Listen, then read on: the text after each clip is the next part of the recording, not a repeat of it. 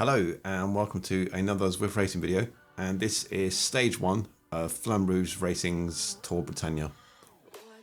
And if you're not familiar with Flamme Rouge Racing's series, it's worth taking a look at on the web.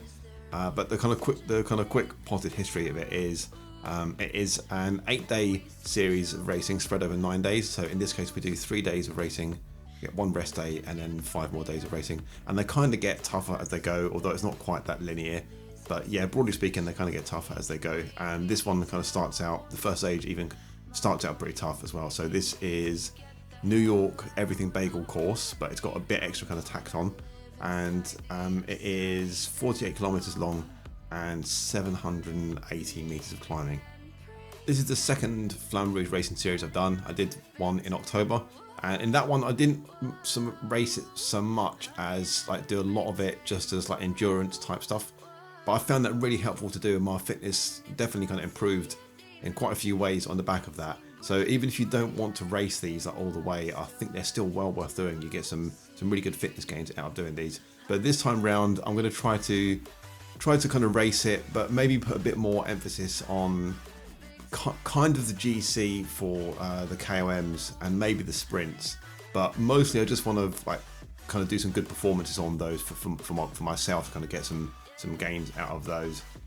But so what I'm going to do is I'm going to try to stay with the front as long as possible. But if I lose the front, if it means kind of dropping off the front to kind of conserve a bit of energy, then I don't mind doing that. But basically, I just want to kind of try and stay with a group so that I'm going to take advantage of the draft.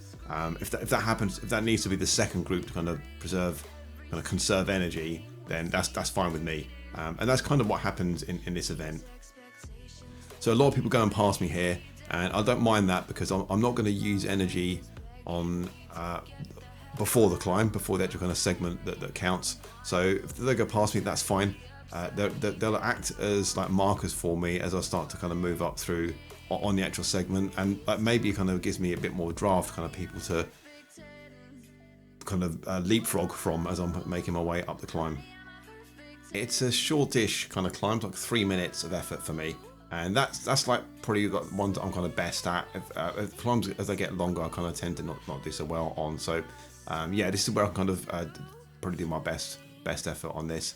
And we're going to go over this climb twice during the course, but it's like your best effort is the one that counts. So yeah, happy to invest energy on this one, and I burn some matches. I need to kind of keep one eye on. I've still got a lot of racing to do throughout the course, but yeah, I'm going to invest a bit here.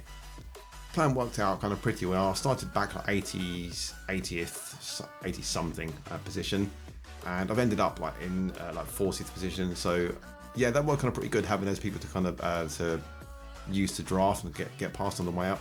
And you can't quite see because my webcam bit obscures the leaderboard there, but I ended up with 20th with a time of 2:55, so a long way off the top. The top guy did like 2:14, absolutely incredible.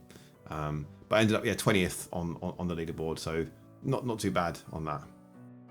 And then after the climb, a few of us were kind of coalesced, and we got this group here, and we're working kind of okay together. But I can see off in the distance, I can see that the front group, and it looks like they're kind of pretty reachable. So I got on the front here and tried to push to see if we can kind of see if I can help encourage the pace to move a bit. And no one like really seems that interested in doing it. So the kind of gap between me and this group is like 2 seconds, and yeah, no one's like kind of responding that well. So I got in the chat and asked people to push, and yeah, they kind of no one responded, and I just joined the group again. I thought, okay, I'm not going to go crazy. I'm not going to kind of burn too many matches here trying to bridge over, because we have still got a lot of racing to do. But they're not a huge amount of time after that. A few kilometers later, we do kind of get another glimpse of the front group, and again they look like they're kind of pretty catchable. So I get out front again and try and encourage the pace. And this time it kind of works. We do push across, and we manage to catch up with the front group. And I can see there's a guy like way off the front here, so I wanted to get to the front of the pack to see who that was. And I checked afterwards. Unfortunately, he didn't win, but yeah, he's way out on his own there. Really cool. And then this is kind of what I was talking about at the start, where we get to this point and I'm kind of realizing that it's a little too kind of heavy for me, the pace. So I'm gonna drop back. I don't mind kind of losing these guys' wheels, because we've still got 2 KOMs to go, and that's where I want to kind of put my efforts in. So yeah, I'll let these guys go. And a little bit of a shame, because you can see on the map that there's the kind of the back end of the ACAT riders are up there. So like, we were really making good progress, but yeah, my main aim here is going to do well on the KOMs, put my efforts in there. So I'll let these guys go. So now we come to the second climb of the day. This is the New York KOM forward, and this is the longer of the 2 climbs in this one, and it's like a 4-minute effort or so for this one. So a bit longer than the other one, and it's not particularly nice climb, this one. There's a lot of kind of super steep parts, and then it kind of changes to a lot of kind of flat sections. So it's quite hard to get into a rhythm on this one. But yeah, make an effort here, do what I can, and these guys have kind of settled into this group with these guys, so kind of making a push with them, kind of using them for draft where I can. But yeah, just like try and push on the steeper parts and try and get kind of tiny bit of recovery when it eases off. I didn't do such a great effort on this one. I did 4:18, which is quite a long way off my PR, and I don't think it placed too well on the leaderboard for this effort today. But it is what it is. There's a final sprint segment here, and I do what I can on this one, but I was kind of feeling a little bit cooked, and I kind of spotted it a bit late. So yeah, it's a bit of a kind of half-baked attempt, but I did what I can on this. And then we've got another go back up the New York KOM reverse, but because we've already kind of done a timed effort on that already, I don't need to kind of go as crazy. Just try and hang with these guys for it.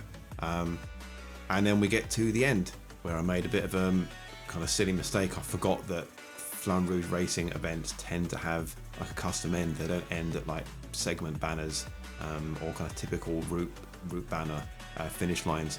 So I made a sprint here, and I'm thinking I'm doing okay. I'll kind of get out to like 35th, and thinking that's kind of okay position. And then I look up and realize, oh no, we've still got like 500 meters to go, and I've just like kind of invested everything on that there. So I end up kind of losing like another 9 positions here. So a bit crappy to kind of lose those positions down to kind of stupidity and not kind of being prepared. But yeah, it's again like another is what it is kind of moment. So yeah, just have to kind of grin and bear that and move on with it. So that's the end of the first event, the first stage. I really enjoyed it. It's a really cool race. Now I have to kind of try and get some recovery in and prepare for stage 2 tomorrow. So yeah, thanks for watching guys, and see you in the next one.